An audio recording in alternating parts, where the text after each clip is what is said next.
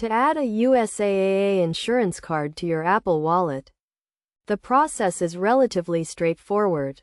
First, download the relevant app from the Apple Store on your iPhone.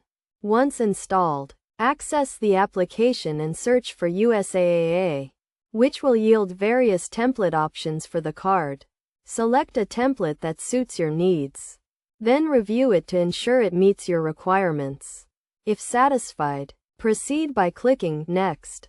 You will then be prompted to enter relevant details, including your name, policy number, and other pertinent information. After uploading the necessary information and verifying its accuracy, click Done, and then Add to finalize the process.